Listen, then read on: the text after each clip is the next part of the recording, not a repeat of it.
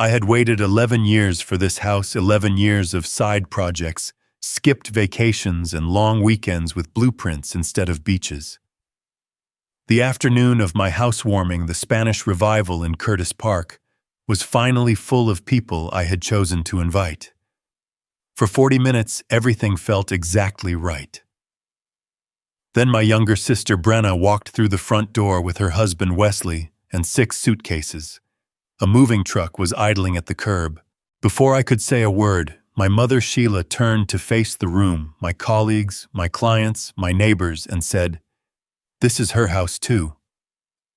I didn't raise my voice. I looked at my mother and asked exactly one question. "Do you want me to call my lawyer right now? If you've ever had a family member treat your hard-earned home like it was theirs to decide, stay with me." Because what came next was something I never saw coming, and I think a lot of you are going to recognize pieces of this story. Subscribe if you haven't already, because this one goes deep. I want to tell you what this house meant to me before I tell you what happened to it. I'm an architectural preservationist. My job is to walk into buildings that people have given up on cracked foundations, collapsed ceilings, rot behind the walls, and figure out what's still worth saving. I've spent my career restoring libraries, theaters, and historic homes across Sacramento, convincing city councils and private clients that a structure doesn't have to be perfect to be worth fighting for. I've always believed that. I still do. What I didn't expect was that the same principle would eventually apply to my own family, and that the answer in that case would be different. The house on Curtis Park had been on my radar for 2 years before I could afford it. A 1930s Spanish revival with 3 bedrooms, a clay-tiled courtyard, original arched doorways, and a detached casita in the back. The previous owners had let it deteriorate badly. Water damage in the main hallway. A roof that needed full replacement, interior walls painted over in colors that had no business being in a house like that. Most buyers walked through and walked away. I walked through and immediately started drafting a restoration plan in my head. I bought it anyway, spent 6 weeks doing most of the design work myself, and poured every bit of professional knowledge I had into bringing it back to what it was supposed to be. The casita became my private office, the one quiet space where I could spread out drawings and think without interruption. 11 years of overtime, skipped trips, and carefully managed savings made that purchase possible. No inheritance, no financial gifts, no help from anyone. Or so I believed at the time. Growing up, my younger sister Brenna and I operated under a family dynamic that was never spoken aloud, but was always perfectly clear. Brenna was the one who needed protecting. I was the one who didn't. When Brenna struggled in school, my parents hired tutors. When I struggled, they told me I was smart enough to figure it out. When Brenna's first car broke down, my father drove 2 hours to help her. When mine did, he texted me the number of a mechanic. None of this was malicious exactly. My mother Sheila simply organized the world according to a private system, where Brenna's difficulties were emergencies and mine were inconveniences. I had spent 35 years adapting to that system without fully understanding how much it had shaped me. By the time I bought the house, Brenna was running a lifestyle content channel online. Her feed was polished and aspirational, expensive clothes, upscale restaurants, weekend getaways.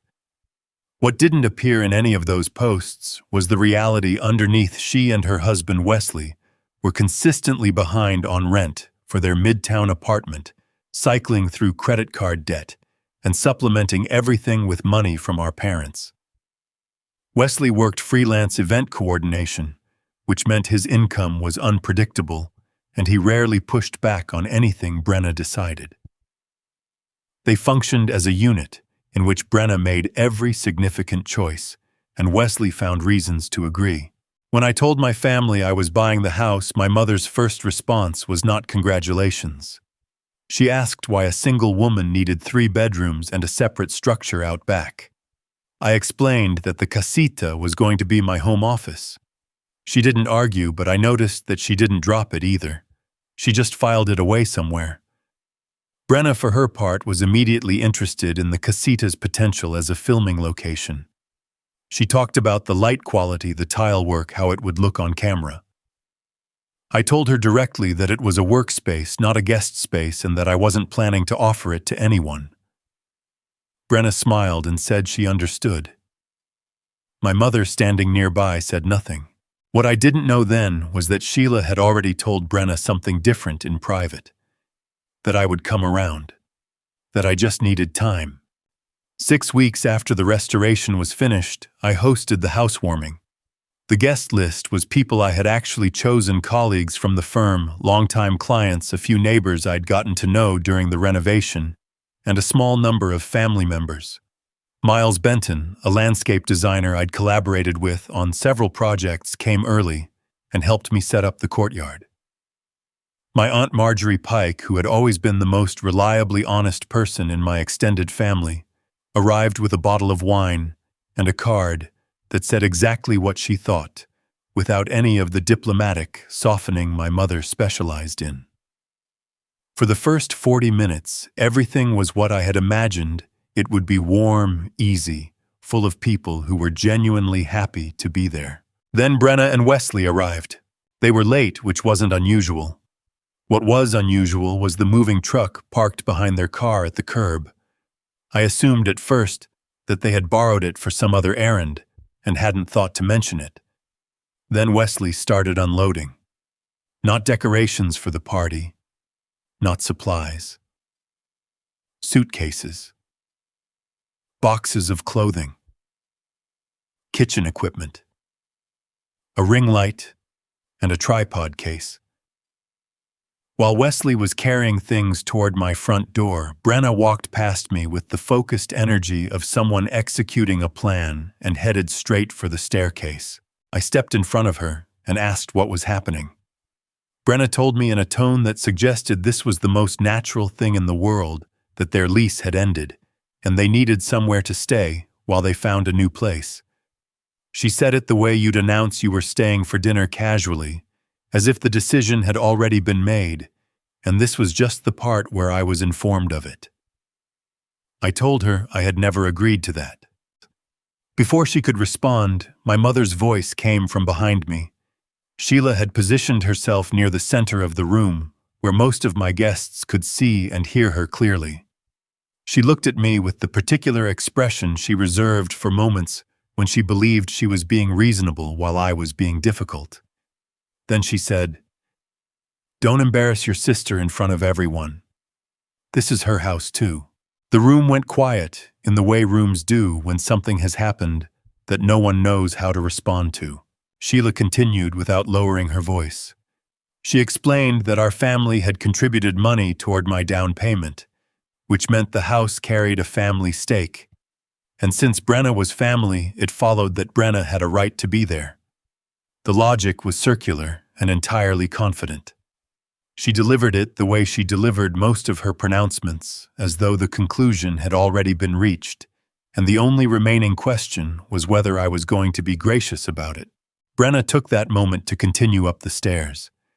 I heard her moving between rooms, heard doors opening. She came back down and announced that the main bedroom had better natural light for filming, and that she'd be taking it. She suggested pleasantly that I move into one of the smaller rooms. Wesley, who had been silently ferrying boxes through my front door this entire time, asked if the courtyard gate had a separate key because he had a client walkthrough he wanted to schedule there later in the week.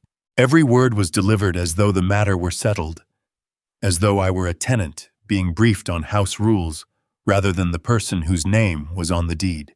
I understood, standing there in my own hallway, with my guests watching and my mother waiting to see what I would do, that I was in a trap that had been built specifically around my personality. I had spent my entire life being the daughter who handled things, who didn't make scenes, who found solutions, who absorbed disruption without falling apart. Sheila knew that. Brenna knew it too. The scene at my housewarming was designed to be public precisely because making it public made it harder for me to refuse without looking like the problem. If I asked them to leave in front of my colleagues and clients, I would become the cold, older sister who threw her family out over nothing. If I let them stay even for a night, I would have created the first foothold of what I already suspected was going to be a much longer occupation. Sheila kept talking. Just 3 months, she said. She would personally make sure nothing went wrong. Brenna just needed a bridge while she and Wesley stabilized their finances. It wasn't a big ask, not for family. What I did next was the most controlled thing I had done in years. I told Brenna and Wesley they could stay for 72 hours, not 3 months. 72 hours as emergency accommodation only, with no implication of any longer arrangement. I said it clearly in front of witnesses, and then I went directly to my phone and typed it out in a message to all 3 of them, Brenna, Wesley, and my mother, so that what I had just said existed somewhere that couldn't be reinterpreted later. My mother looked at me like I had done something unkind. Brenna nodded in the way people nod when they have no intention of honoring what they're agreeing to. The party continued. People ate, talked, admired the restored doorways and the courtyard tile. Miles asked me quietly if I was all right, and I told him I would be. I believed it mostly because I thought I had contained the situation. I thought 72 hours was a limit I had successfully established. That night after the guests left, I was in the kitchen when I saw the notification on my phone. Brenna had posted a video. The title was something like, "Tour of Our New Home." She walked the camera through the main bedroom, my bedroom, and called it hers. She stood in the doorway of the casita and described it as her new studio space. She talked about the family moving into a new chapter together. The video had been live for less than 3 hours and already had several thousand views. In the comments, people were congratulating her. A few asked about the aesthetic of the house. Someone wanted to know what renovation style it was. Nobody watching that video would have had any reason to know that the woman narrating it did not own a single square foot of what she was showing them. I sat with my phone in my hand for a long time.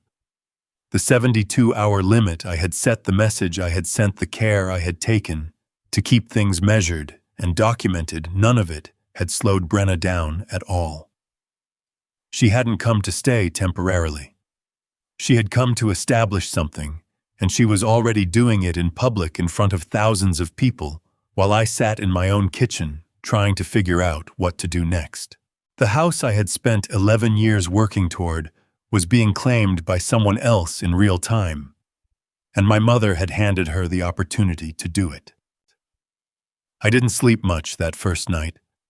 I lay in the guest room, my own guest room in my own house, listening to Brenna and Wesley move around upstairs, hearing the occasional scrape of furniture being rearranged, the sound of Wesley's voice on a phone call that went past midnight. I kept thinking about the text message I had sent. 72 hours. I had put it in writing. I told myself that was enough. It wasn't. By the next morning, Brenna had already updated the shipping addresses for 3 of her brand partnerships to my home address. I found out because one of the packages arrived before 9 a.m., and the label had her name on it with my street. Wesley, meanwhile, had started reorganizing the casita. He'd brought in a clothing rack, repositioned the shelving I used for project files, and taped a printed version of Brenna's logo to the inside of the glass door, facing the courtyard, as if marking the space. When I walked out and told him to take it down, he said Brenna had spoken to my mother and that the arrangement had been discussed. I asked him what arrangement. He said the one about the casita. I told him there was no arrangement. He looked at me with the expression of a man who had learned somewhere along the way that the safest thing to do in any conflict was to wait for the women in his life to resolve it. When I confronted Brenna directly, she told me our mother had promised her the casita months ago. She said it calmly, as if this were a fact I should already know, and was only now catching up to. I reminded her of the message I'd sent the night before: 72 hours, no long-term agreement, emergency accommodation only. Brenna said that my mother's word carried weight in this family, and that I was making things harder than they needed to be. Then my phone buzzed with a message from Sheila herself, telling me to stop behaving like a landlord toward my own sister. That was the moment I called Nadine Kessler. Nadine was a real estate attorney I had worked with peripherally during the purchase of the house someone a colleague had recommended as sharp and no nonsense.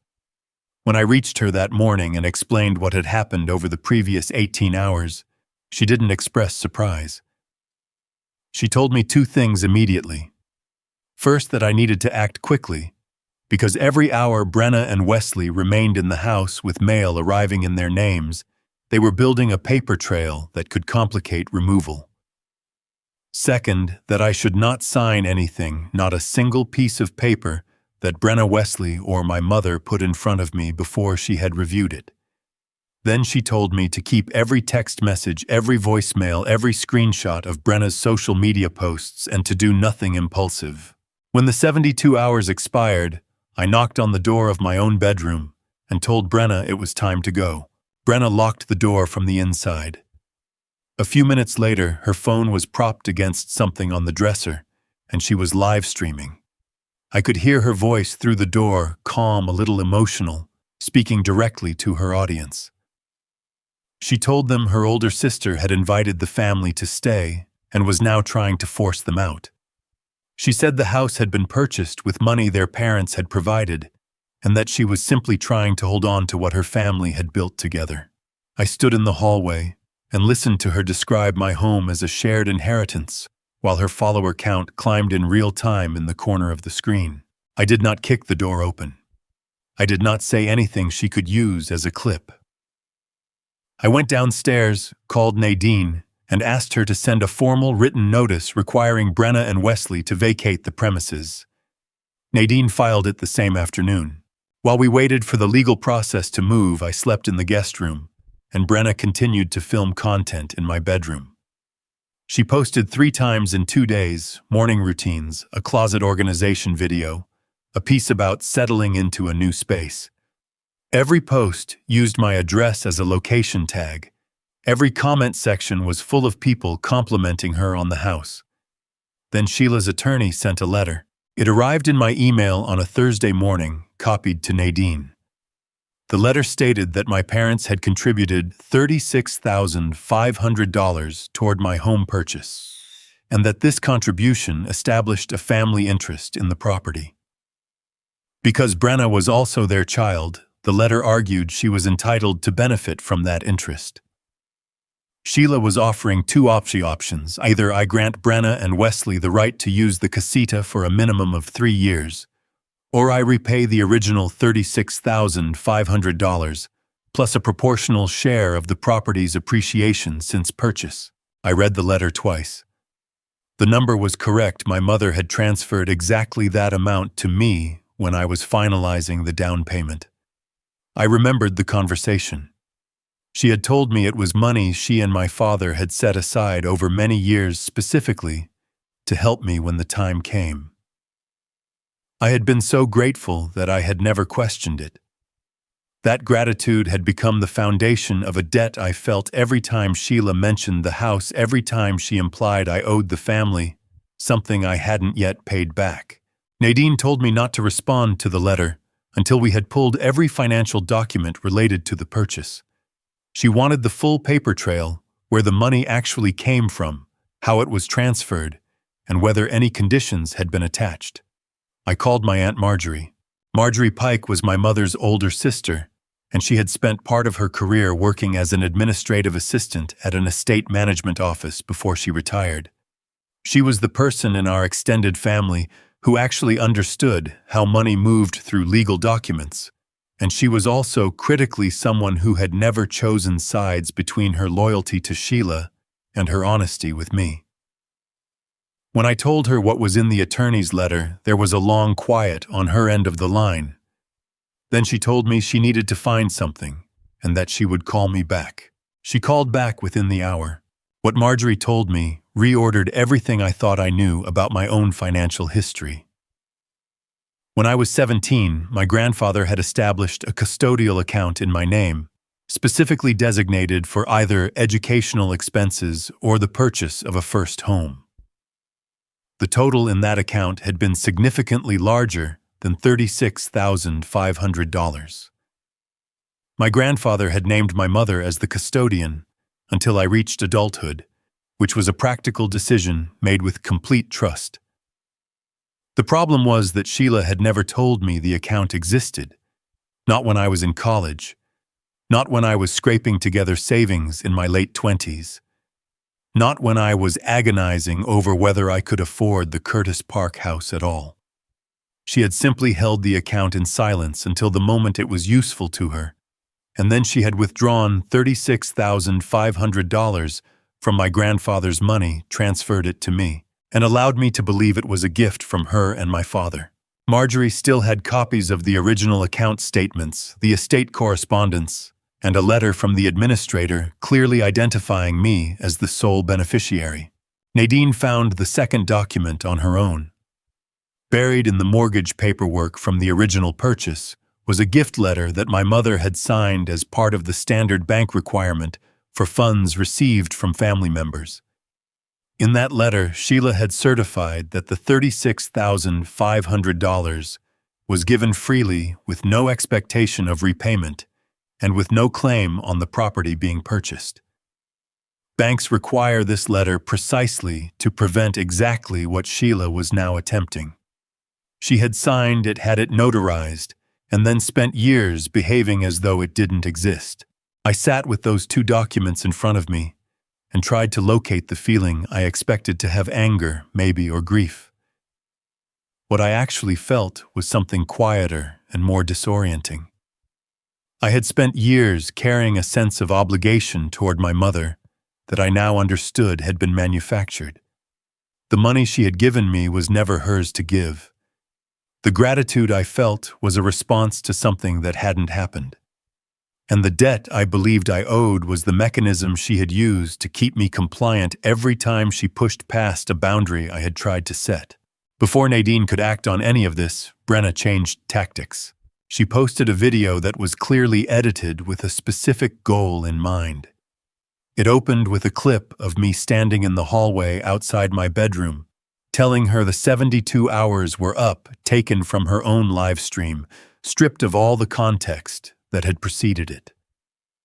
Everything before that moment was cut, not a frame of Brenna arriving with a moving truck, not a second of Sheila's public announcement, not a word of the conversation in which I had laid out the terms. What remained was just me in my own hallway telling my younger sister to leave. Underneath it, Brenna narrated, her voice soft, a little unsteady, that she had come to stay at her older sister's invitation and had been asked to leave once she started gaining too much attention for her content. She said the house had been bought with family money. She said she had helped promote the renovation and had been treated like an intruder in return. The video moved fast. By the end of the first day, the firm where I worked had started receiving messages. A significant client, the one overseeing a historic theater restoration I had spent 8 months developing, sent an email to my supervisor, questioning whether someone whose family was publicly accusing her of misappropriating property should remain the lead architect on a civic landmark. My supervisor, who was not unsympathetic, but also not willing to absorb reputational risk, asked me to step back from the public presentation before the city council until things were resolved. I had worked on that project for the better part of a year. I lost my seat at the table over a video that was less than 4 minutes long. Brenna posted a follow-up the next day saying she would consider removing the original video if I agreed to give her the casita and cover her moving expenses. She framed it as an offer of peace. Sheila texted me to say that all of this could end if I was willing to share just a small part of what I had. I understood what was being offered and what it actually meant. Paying Brenna to go away was not resolution, It was confirmation that the strategy had worked and an open invitation to use it again. Nadine had said something similar when I called her. She used the word ransom. She wasn't wrong. We were preparing the response to the defamation threat when Nadine called me with news that stopped everything else. The attorney representing Brenna had submitted a document to the mediation office. It was titled Family Residential Use Agreement, and it stated that I had consented 2 weeks before the housewarming to allow Brenna and Wesley to use the casita and 2 rooms in the main house for a period of 3 years. At the bottom of the document was an electronic signature that looked exactly like mine. I had never seen that document. I had never signed it. I had never agreed to anything close to what it described. The signature had been copied from my mortgage paperwork, the same set of documents my mother had a copy of from the original purchase. The metadata on the file, which Nadine had a forensic contact examine within 24 hours, showed the document had been created after the housewarming, not before. But until that could be formally presented, the document existed as a claim, and Brenna's attorney was using it to argue that her presence in my home was not a trespass, but a fulfillment of an existing agreement. The same week, an anonymous complaint was filed with the city building department alleging that my casita renovation was unpermitted and that the space was being operated as a commercial studio. The city issued an inspection notice and temporarily restricted use of the casita. I lost my home office. I lost my lead role on the theater project. I was sleeping in my guest room while Brenna filmed content in my bedroom. And now there was a forged document with my name on it that, if left unchallenged, could tie the legal question of my own home up in proceedings for months. Brenna was still posting, still using my address, still accepting deliveries in her name at my door. Then my mother called. Her voice was measured, almost gentle in the way it always was when she had decided what the outcome was going to be, and was giving me the opportunity to arrive there voluntarily. She said that if I was willing to sign a new agreement, a real one, she said, as if the distinction were unremarkable, granting Brenna the right to stay, the previous document would not need to go before a judge. I listened to her use the phrase, the previous document, and understood with complete clarity exactly what she had just told me. A person who had nothing to do with a forged document doesn't refer to it as the previous document. They would call it what Brenna's attorney submitted, or that agreement, or the thing her lawyer brought up. They would use language that created distance. My mother used language that assumed ownership, and in doing so, she handed me the one thing I had not yet been certain of. I told her I would think about it and ended the call. Nadine had already outlined the quiet resolution for me earlier that week, laying it out the way a good attorney does not, as a recommendation, but as an option I had the right to consider. I could pay Brenna a sum to relocate, structure it as a settlement with a non-disclosure component, and have her out of the house within 30 days. The forged document would be set aside rather than prosecuted. My mother would face no formal consequences. The theater project might even be recoverable once the public noise died down. It was the fast exit, and Nadine was honest that it was available to me. What Nadine also said, without editorializing, was that a quiet settlement would require me to absorb a loss I had not caused in order to protect people who had deliberately manufactured the situation I was in. She said it once and didn't repeat it. She didn't need to. The evening before the mediation hearing, my father came to the house alone. Gordon Rourke was not a complicated man in most respects. He was 65 years old, retired from a career in municipal water management, and had spent the majority of his marriage operating on the principle that Sheila's certainty was easier to live alongside than to challenge. He was not cruel. He was not calculating. He was simply a man who had learned over decades that the cost of keeping peace in his household was the willingness to stay silent when silence was the wrong choice. I had never blamed him for that, the way I blamed my mother, partly because his silences had always felt like discomfort rather than strategy, and partly because I understood in a way I had never said out loud that he had his own version of the trap I'd grown up in. He sat down at my kitchen table and told me he thought I should consider settling. He said my mother was frightened, not the word I would have chosen, and that a legal proceeding would make things permanent in a way that couldn't be undone. He said he was worried about what it would do to the family. I asked him whether he had known about the document before it was submitted. Gordon was quiet for long enough that the answer was already in the room before he said anything. Then he told me the truth. Sheila had taken the signature from the mortgage file. He wasn't sure exactly when, but he had seen her with the paperwork months before the housewarming. He had not known the full plan until after the mediation notice arrived, but by then Sheila had told him it was too late to pull back without making things worse. He said he had told her it was wrong. He said she had told him it was just leverage, that she never intended for it to go this far, that she only wanted to give Brenna a stronger position at the table so I would be more willing to negotiate. I looked at my father and thought about all the years he had witnessed my mother's management of this family and chosen each time the path of least resistance. I didn't say that.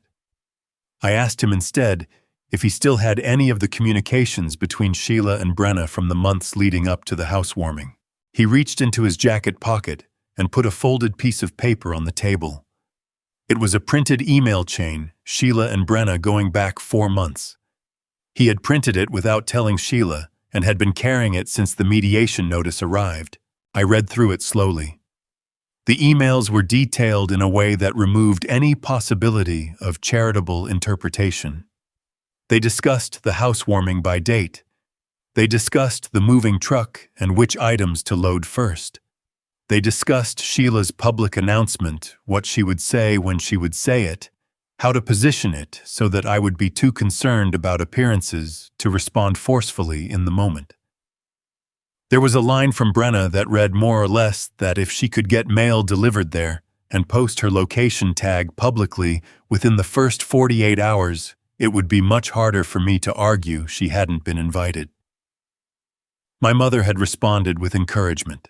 This had not been a misunderstanding that escalated. It had been a plan.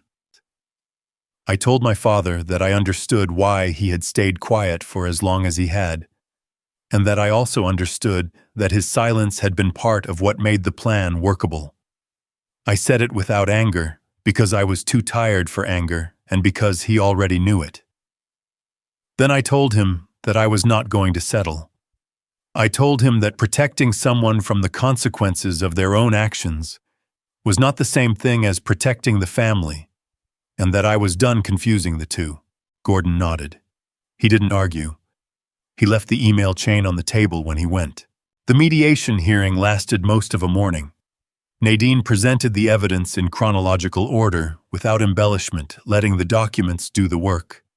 She started with the 72-hour text message time-stamped unambiguous sent to all 3 parties on the night of the housewarming. She followed it with the original video footage showing Brenna and Wesley arriving with the moving truck before any conversation about staying had taken place, establishing that the arrival was not spontaneous. Then came the financial records, the custodial account statements in my grandfather's name, the estate correspondence identifying me as sole beneficiary, and the withdrawal record showing that $36,500 had been pulled from that account and transferred to me. Alongside those, she submitted the gift letter Sheila had signed at the time of the mortgage, the one in which my mother had certified under penalty of perjury that the money carried no conditions and created no claim on the property. The forensic analysis of the forged agreement came next. The file metadata showed a creation date that fell after the housewarming, not 2 weeks before it, as the document claimed.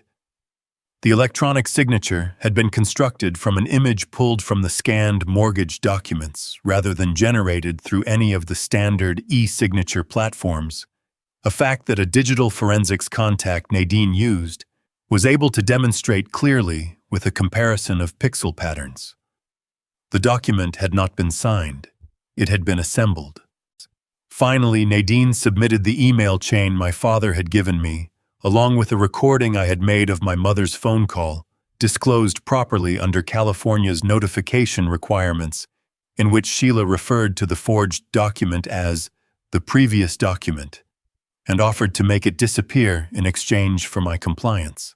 The agreement was rejected in full. The hearing officer found no valid claim on the property, no enforceable residential arrangement, and no basis for Brenna and Wesley to remain. They were required to vacate within a legally specified number of days under supervision. A temporary restraining order was issued preventing either of them from using my address for any commercial purpose or returning to the property without my explicit written permission.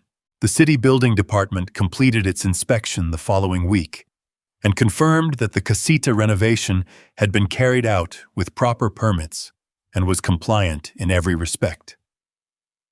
The anonymous complaint was noted in the record and closed without findings. Whatever it had been intended to accomplish, it left no permanent mark. Brenna's attorney notified Nadine that given the outcome, Brenna would be removing the videos and issuing a public correction. The correction appeared on her channel 3 days later, brief, carefully worded, but present.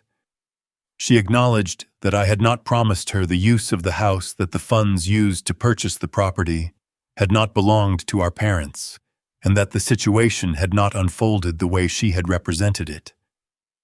She did not say she was sorry, but the record at least was corrected.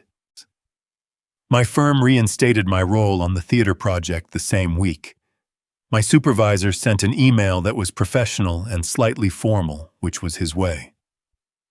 Miles texted separately and said he was glad it was over. Aunt Marjorie called and talked for 40 minutes about everything except the case, which was her way of saying what she couldn't quite put into words. My father sent a written apology. Not a text, a letter handwritten mailed to my address. He said he had spent too many years measuring the cost of speaking up against the cost of keeping peace, and that he had consistently gotten the calculation wrong. He said he didn't expect that letter to repair anything immediately. He just wanted me to have it. My mother did not apologize. She called once about 2 weeks after the hearing and said that I had chosen to make something private into something public, and that the consequences of that were on me. She said she had only ever been trying to help Brenna, which I believed was genuinely how she understood it. She had spent so many decades filtering the world through the lens of what Brenna needed that she had stopped being able to see what she was taking from me in order to provide it. I didn't argue with her. I listened, and when she finished, I told her that I needed to step back from contact for a while. She said that was my choice to make. She said it in a tone that suggested she expected me to change my mind within the month. I didn't change my mind. Cutting contact with both my mother and Brenna was not something I did in a single decisive moment.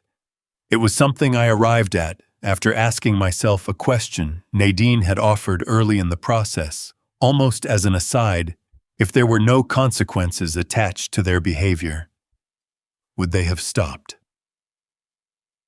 I had turned that question over for weeks by the time the hearing concluded.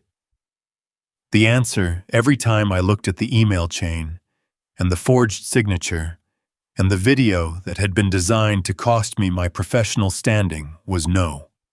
They would not have stopped. They had not stopped until the consequences became unavoidable. The boundary was not a punishment. It was the answer to that question made into action. A year later, I hosted another gathering at the house. I didn't call it a housewarming because it wasn't one, it was something quieter than that, without a name that needed to announce itself. The casita had been restored to its proper use as a workspace, and I had added something new to it one afternoon a month. I opened it to young women starting out in architecture and preservation, the kind of professionals who needed somewhere to bring their questions without feeling like they were asking for too much. I had been that person once. I knew what it cost to have no one to ask.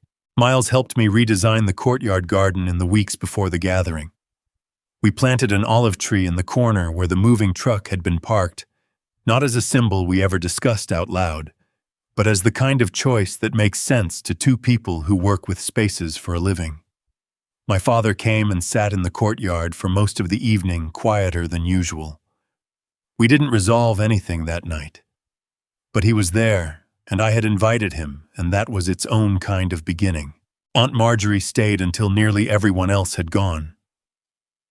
Miles was still there, sitting with me in the courtyard, after the last guests left, when he asked whether the house still reminded me of everything that had happened. I thought about the arched doorways I had restored by hand, the casita light spilling into the garden, the olive tree small and new in the ground. I told him the house didn't represent what they had tried to take from me anymore. He asked what it represented instead. The thing they couldn't take, I said. The right to decide who gets to come through the door and who has to stay outside of it. I had not won because I kept the house. I had won because I finally stopped asking my family's permission to live in it. Blood doesn't give anyone the right to your hard work, your space, or your peace of mind. What this story taught me is that the people who love you don't need to engineer situations to claim what's yours, and the ones who do aren't protecting the family. They're protecting themselves from accountability. If any part of this story felt familiar to you, I hope it reminded you that setting a boundary isn't cruelty. It's clarity. And sometimes clarity is the most honest thing you can offer. If this story meant something to you, consider subscribing. There are more stories here about the moments that actually change us, told as honestly as I know how. I'll see you in the next one.